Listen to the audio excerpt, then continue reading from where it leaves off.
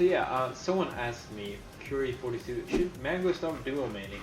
There's a ton of armchair psychologists that haven't really met Mang0. They have no idea how his life works, how his home, like, how he practices, how you need to practice for melee. They know nothing about melee itself. They just kind of know like entry level. Like I watched a couple of matches. It's the classic thing of like the people that know a lot, that are smart, they know that they don't know everything and that they can't predict everything, and they don't know the answer to everyone. They don't know what fits for every player, whatever, and stuff like that. But when you have entry level knowledge, everything seems so fucking obvious to you. Oh, to them, and they get so arrogant because they're simply not like they're barely intelligent enough to know the basics, and they can't really comprehend the reasons that each person has that maybe they don't say as to why each like apparent solution that seems obvious doesn't necessarily work out. But yeah, like I will say though, like what's Mang0's problem? His mentality, whatever. I think there's a lot of things that could be wrong. Like maybe he has home problems, maybe he is just down, maybe he's sick, maybe he, you know. I guess it all started with. Did this all start with UGC? I think so. Right? UGC, the second Dream, second Genesis, Batted, Summit, then Frame Perfect, then here. It's been a, like, if you kind of look back into it, like, UGC, he kind of went on a whim, and then he took super unseriously. He like drank a lot that tournament. He didn't take it seriously at all. He lost the fucking mic case, hungover as fuck, and so on. Like, and basically what happens is that like that kind of started his negative spiral, and then like he had that break over Christmas that everyone takes. Yeah, Genesis 2 went well, but it could have gone badly for him as well. You know, you can't really come back with one tournament, but because he got back at that tournament, he's like, yeah, you know, he kind of lifted that like that negative trend that perhaps started by UGC. He thought he was over with because he had a really good Genesis, even though he didn't win. You know, like second place wasn't too bad. But yeah, like I think UGC definitely started it, and that tournament he did drink and took it super unseriously, but people didn't really realize that. Looking at it now though, I think it's more clear. After that we had Summit, where he lost, where he also took it very unseriously, but then again, looking from, if you look through his eyes, maybe, you know, like, oh, Genesis recently, I did well there, fucking Gucci, and yeah, like everyone else just practiced super hard and he just took it on seriously, and then he ran. Then coupled with that, he had practiced Falco almost exclusively for the whole week, and then what happened was that he had essentially a Fox bracket. He played against Ice, which he destroyed. He did really well in that matchup, so it was looking on point. After that, he played Plup, who was way more prepared than he was for that matchup.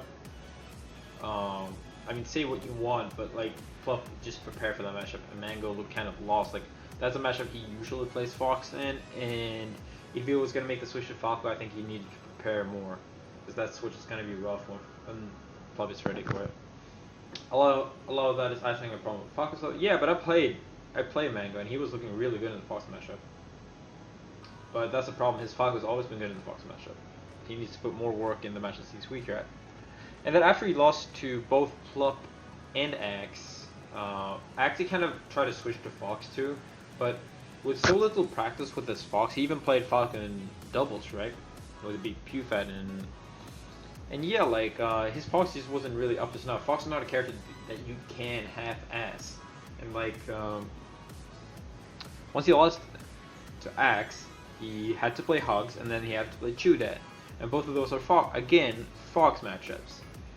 And he's been putting work, when he was just putting work to try to play Falco, and then maybe not even enough of that, because he was, you know, messing around the first days of Summit. Then it turned out to be a really bad bracket for him. He barely lost to Chew-Dat. He probably should have won. That was more mentality issues, but You know, it was partly mentality issues, but like even with that kind of bad mentality, it would never have gone that far if he had just been more practice with Fox. After that, he had Frame Perfect 2, which kind of just like, yeah, he wanted to go to play Armada, then Armada dropped out, and then he kind of dropped out. And that just looks terrible. If that had happened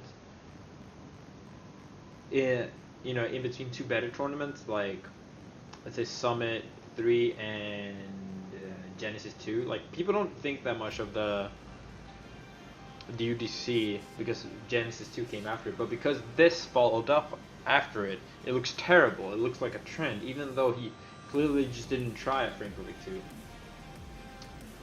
The fact that he lost early there also kind of affected. And more importantly, right, like if you think about it, yeah, and then like if you have that bad streak, if your Fox and Falco are kind of in this limbo where like you don't know which character to pick first, and you don't know which character should be practiced, and then you should be using those tournaments to play Fox or Falco, not go Falcon just because I'm on the Manor. Because Mewtwo showed up, H4 showed up, and then on top of that, you know, like that was pretty bad, but you know, he can come back from that. But then he goes to Full Bloom, and his flight gets cancelled, so he loses that tournament, which he was trying to take seriously. He couldn't go to. So now, if you look back at it, and you compare all these people that have tried seriously, you just see Axel's showing up there. He didn't do too hot, but he was there. You know, then you go back and you look at Genesis 2. Yeah, he did well, for sure. But so did everyone else. Like everyone else played the Summit. Everyone practiced a lot, and Mang0 did bad, and he didn't practice a lot. And then you go to Frame Perfect 2, Full Bloom. That's like 3 tournaments that are really essential in the last like 4 months or so that he didn't try to prepare seriously for or practice at. And this just, even though I think he tried to do it, you know, like play seriously at this tournament, he kind of did it his own Mang0 way, where he like let me show this. Oh no, that's Armada, dude. So if you look at here, Rivalries practice. This is a 6-hour block. That's okay. That's okay. All right.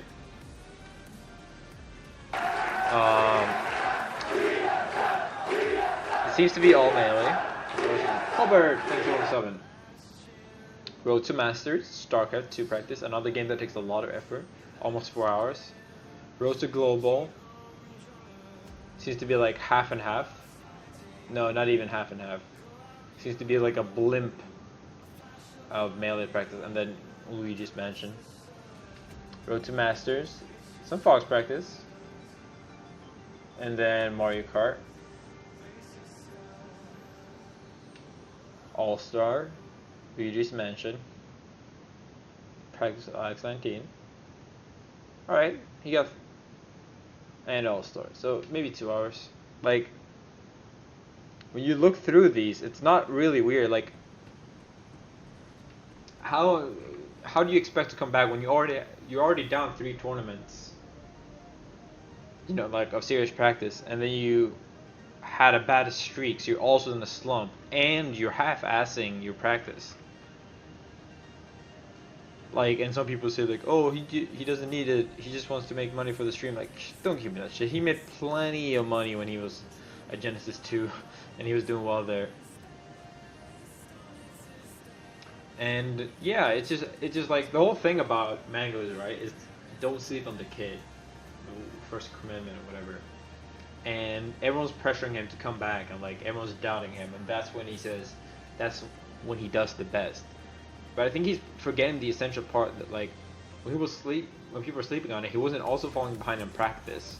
Mang0 has never been a player that has like fallen behind in practice, because he has always played so much with Alex 19, Lucky, and Johnny and Dunk, and like he's always had constant access to melee. And that, you know, like that don't sleep on the kid kind of mentality probably came with a fire that under his ass that made him practice more for tournaments.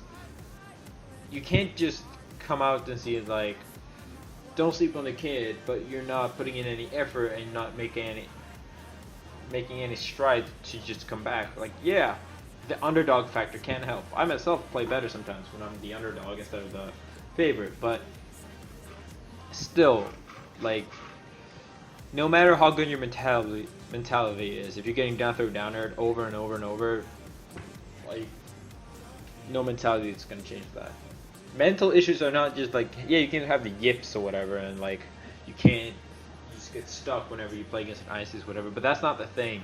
Mang0's failing in like every category: practice, preparation, taking tournaments seriously, and yeah, like it just comes down to emotional issues or whatever. You need to put in the work. It's not like he's not having what I have more, where I'm clearly good enough right now in both teams and singles, but I keep falling just short enough, and I'm like get stuck in my own head. I played too much of tournaments. I had that fucking full bloom where I didn't try.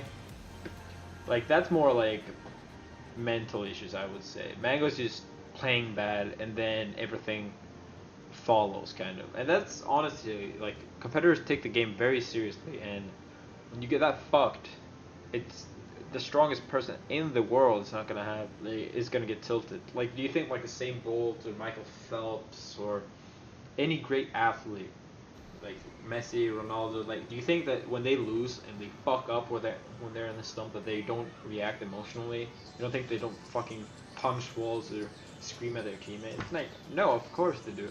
It's that cutthroat, like, addiction to winning, an obsession about winning, that makes them that good to begin with. Well, I mean, obviously there are people that are very humble and nice, but it's definitely a trait that's strongly correlated with being the best, which is like when you lose, you take it hard. Yeah, I think a main problem is that a lot of people try to fit everyone. They need to put everyone in the same kind of hole. Like, Armada doesn't analyze a ton of matches. He still does well. HBox said that he doesn't even practice much actual melee for the week, like the week before. He focuses most on mental composure. Everyone doesn't do the same thing to improve, and I feel like a lot of you guys are just trying to pigeonhole him into the same thing. Like, what works for him doesn't necessarily, and what can like solve his problem, it doesn't necessarily have to be something generic. So there's tons of practice with jigs.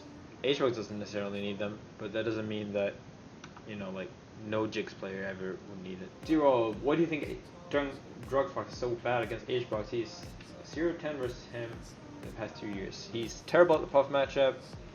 He also has the theory of essentially there's so many players that he still needs to be able to beat, like me, like Armada, and there are more peaches than there are puffs, there are more foxes than there are puffs, there are more falcons than there are puffs. But yeah, like he essentially rationalizes it like practicing another matchup is gonna give me more return for the time invested. And I guess it's logical in a sense. I'm too immature for myself to ever do that. I'm just lucky, honestly, that I learned quick enough that I could beat HBox as quickly as I did. Like, I beat HBox the third time I played him. Lost that money match. Barely lost at Apex 2013. Last hit, choked away a lead. Some things never change. And yeah, like, I was just fucking stubborn. I don't want to fucking lose to HBox. I don't care if I have to study specifically him. For me, it was like study HBox for an hour, sleep an extra hour. And I guess mine paid off, but for a lot of people, that's just gonna be wasted effort because they couldn't beat HBox. So they might as well focus on people they can play. I mean, they can beat. So I understand it, Drugfox's mentality. Hopefully he changes that and puts more work into the Puff and Falcon matchup. In a different sense, though, I think I thought about this a little bit yesterday. Why is Drugfox so fucking bad against Falcon and Puff? Like, it's just so obvious. He's just nothing he does work. So first off, his punish game when he plays against Sheik and Fox is incredible. He has had like a 3.3 openings per kill against Swedish, which is like one of the lowest I've ever seen. Yeah, Swedish might have bad, but like he definitely loses neutral and wins punish. Throughout his play career, that's kind of been true. When he plays against Wizzy, His punish game is always going to be strong. Yeah, Drogfox's punish game on Falcon is kind of terrible. All things considered, it's bad for being how good he is. That definitely drags him down. It can also be down to the fact that Drogfox is a very systematic player where you have like a few things and you just do them over and over. And against Falcon with Fox, there's actually not that many guaranteed setups. He can get out an up throw in like 15 different ways at low percent. You have to have like a clean dare, or maybe you get like an up smash or up tilt to neutral, but then you still have to like follow up their DI because they're platforms and so on. You have to convert of straight nairs, stuff like that, you know, whereas Fox and stuff like that, they kind of go into this combo tree, just like it did back when he played Sheik and Marth, or Falco. Falcon is just kind of like a keep hitting him, and he can't really fight back until he gets a clean neutral. But I also think that Drogfox is just kind of a player that he uses Fox's speed really well. He plays very fast, very like slippery, plays the far game a lot, and then he keeps going super in, and then he goes back, and he uses laser while still being very aggressive, in a way. The problem is when he plays both Puff and Falcon, he's no longer the character with the most speed, essentially, with the most mobility. At least not with the way he's like controlling space against Puff, because he's just kind of getting run over a lot of the time.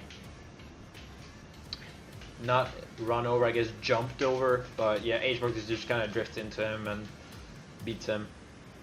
You can't really just rush down or rush away from Puff that way. You have to really know how to control space.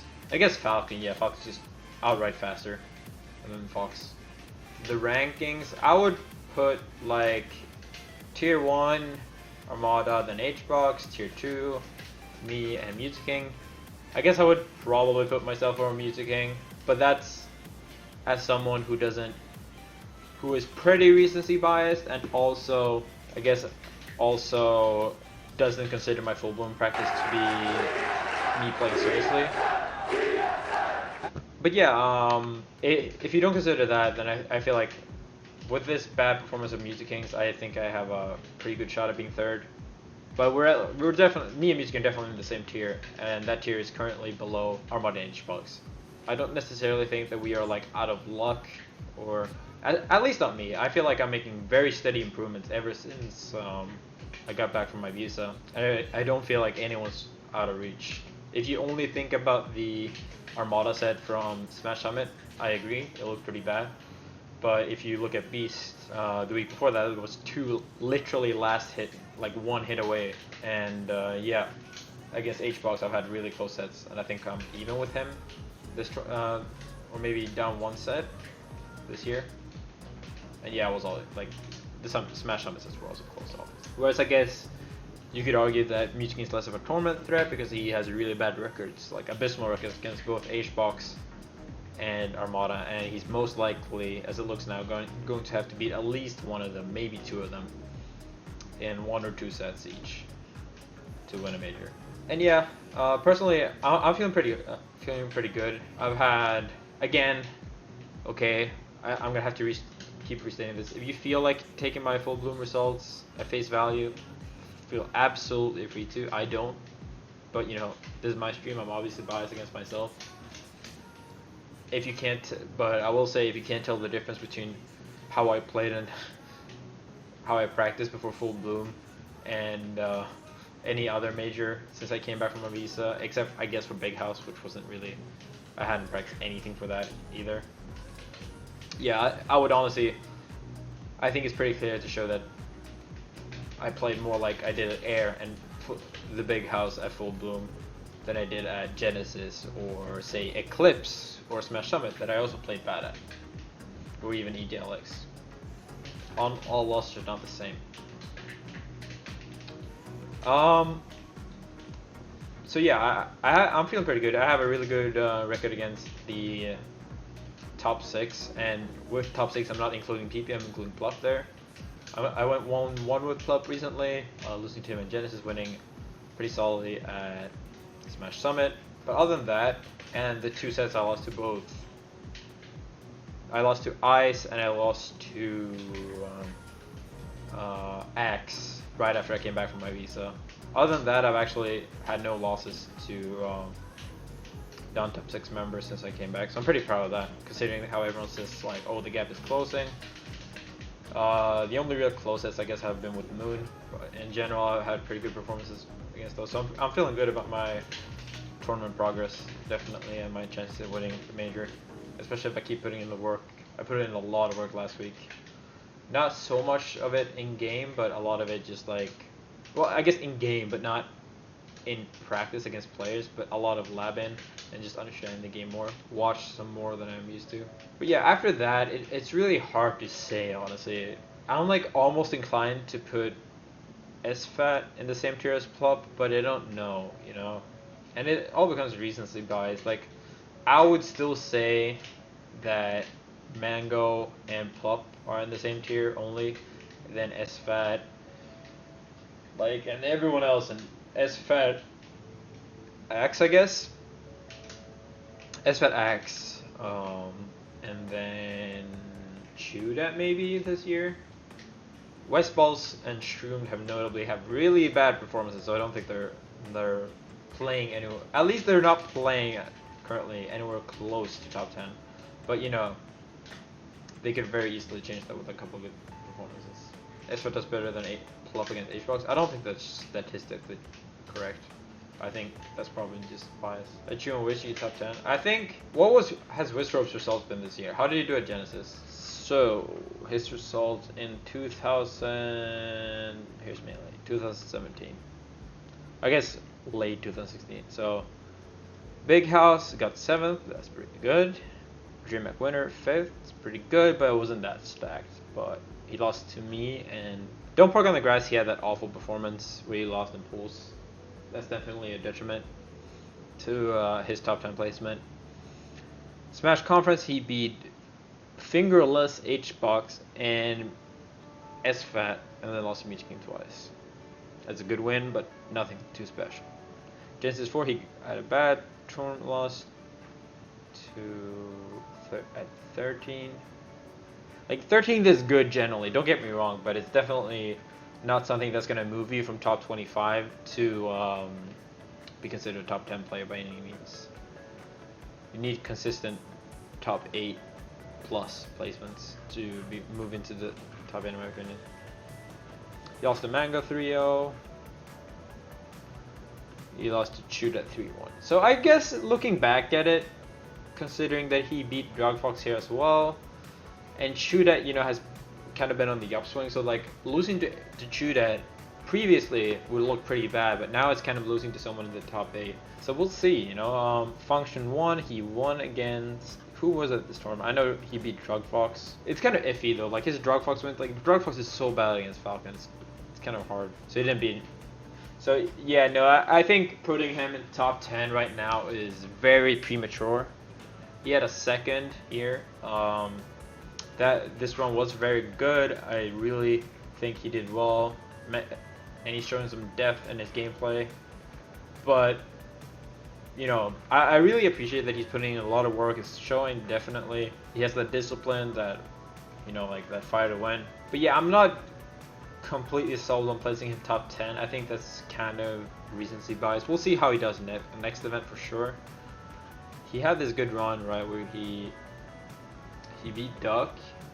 Duck is bad at that matchup, but still, that's a good win. He beat Meech King 3-0, and beat Chute, revenging him his Genesis, and then HBox. So like, he had a good run, but the whole thing with Invitationals is that despite him beating Duck, Meech King, and Chute, and then losing 2-1 in sets with HBox, it's really not that many wins, you know. Like, if he had pulled that run at Genesis, it could have been completely different, because he has to play against so many more players. Like, yeah, you know, what happened here was that the Moon lost to Mafia, so that's why Mafia is here.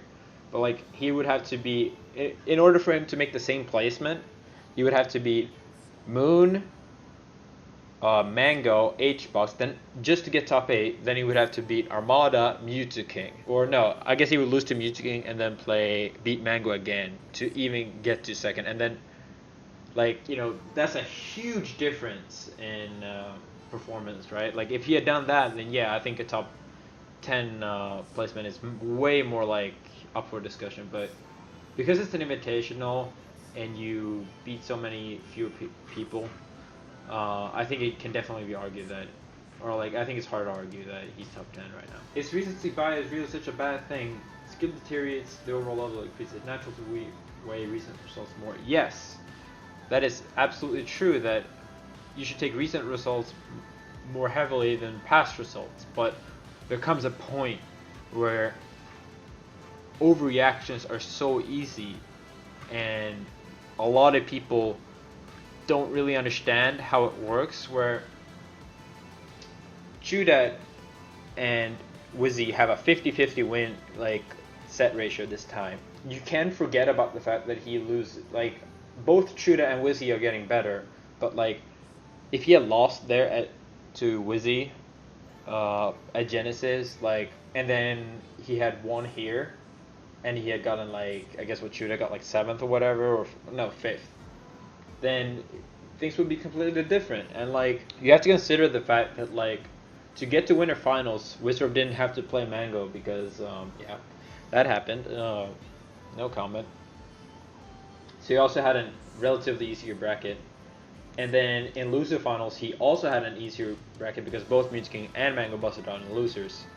So like, it's not only about recency bias. Recency bias kind of like is a word for that bundles together all these misconceptions and like people who don't really look at what happens. Did Whistle get better? Absolutely. He has come a long way from like 4 months ago where he lost to some random Fox and Pools. He's come a long way since he had those results. But, you know, that doesn't mean that other people also haven't improved. And that's exactly what happens. Recency bias can not only work right after the event you count. Like, he just hasn't had the results, really, to justify top 10. And if he keeps doing it, then yes. But, like, even if you assume that this is how he's going to stay, like, you know, Wistrop improved and is now never going to lose a set to Chudat again. Wistrop has improved and he's now, despite having like a 1-to-50 ratio with Mewtwo King, never going to lose to Mewtwo King again. And it couldn't possibly be at like, he has like a, so with this record, okay, against Mewtwo King, like 1-to-20 or something, then you would assume that his ratio, his chance of winning is essentially like 1 in 10 at most. And just because he gets one of those does not mean that people improving so quickly has now changed it from being a 1-to-10 to him having a 9-1 advantage or a 100-0 advantage, you know? He next time Mewtwo King and Wizard play, I would still bet on Mewtwo King. Especially since Mewtwo King seemed to have an off weekend this time. The next time Wizzy plays Chuda, I'm not gonna put like fucking 10-0 odds on Wizzy. Like, you get what I'm saying? It's just like a lot of people take narratives very serious. Like, it's just kind of like, I guess, human nature to just like group things together to make them easier to process and to form a narrative. It's a lot easier to say like, oh, Mang0 is washed up and will never be good again, and then you attribute all these things that he also did when he was good to the fact that he's losing, instead of looking at, you know, like, what is he doing wrong, which matchups are he playing wrong, like, you know, what if that he learned that DI could the entire narrative of the tournament change, you know, like, there's a lot of things that can go differently, and that kind of in-depth analysis is just something most people never bother to do. You know that scene, I don't know which Marvel movie it is, where Thanos is just like, fine, I'll do it myself. That's what I feel like. I've just given up, you know. Everyone fucking sucks, no one can DI, no one can chain grab, no one plays Fox correctly, no one does anything right anymore. Wizrobe, he just jumps from the top platform, like this, but he doesn't use his fall speed well enough. He doesn't, every time H-Box is jumping up here with the back air, using every jump, he doesn't fall through and then go under him with up air.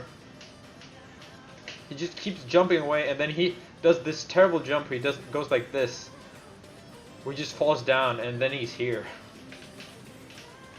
And when he actually got under him and upper, he did so much better. And he's like, even though Wizard played amazing in set 2, and despite I think that win having a lot to do with HBox just being fucking super impatient and playing bad.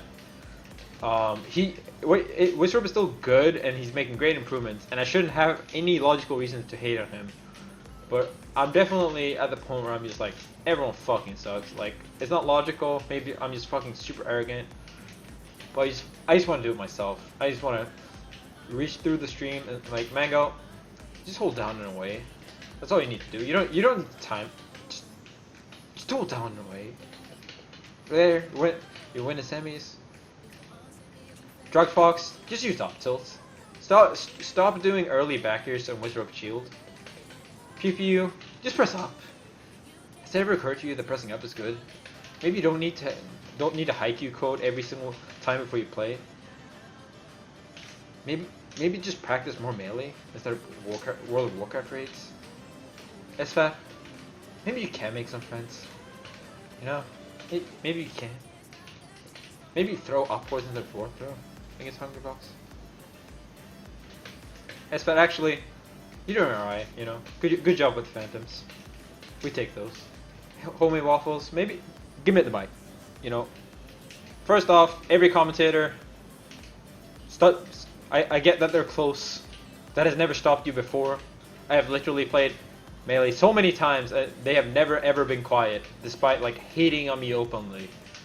Can you at least talk? You can talk really quietly, but still super excited. Like, oh my god, did you see that Wizrobe kill? Holy fucking shit!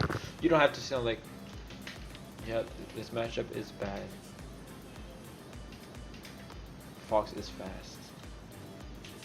Pikachu get chain grabbed to 100, even though it only works to 40. The matchup's really bad. Oh, what is that? Axe 2 stocked him. Oh. Oh, the Fox Puff matchup is so bad that. Oh, Dropbox got 3 stocked. Oh, wait. The commentators forgot to talk about the match again. Right. Oh, or the classic.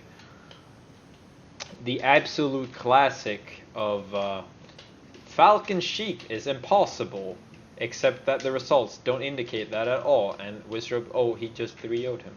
I don't think you should say fuck the players, but when the players have headphones, double headphone setups, I don't think you. We're used to playing in front of a crowd. Like, come on.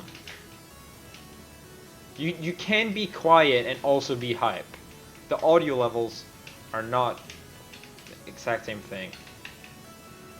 I will say that the commentary did definitely pick up on the top 3, but until then, it was very, very inconsistent throughout the tournament.